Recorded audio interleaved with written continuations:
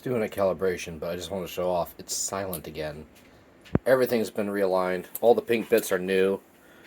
Um, I replaced the bad bearing in my x-axis over there. It's got the rails on it, which the rails are noisy, but they're not that bad. See the new nut holder down there. It's got a new screw on the X because the other one was just dirty and I didn't feel like cleaning it, so I just put it on a shelf.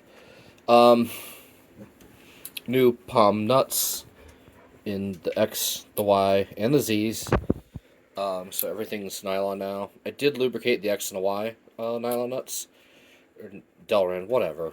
Just because those axes are treated rough. This thing has like 7,600 Excel on the bed and just under 9,000 on the X. Being lead screw, it can just really jerk hard and not really... It doesn't have a rubber band effect as much. The greatest rubber band effect is the mount for the extruder bending in this axis, like this. During heavy accelerations, because the extruder is mounted to this, and the whole E3DV6 hangs off the bottom.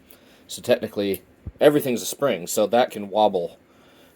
That's my biggest defect right now, running fast and hard, is I can literally sling around the extruder, the hot end part.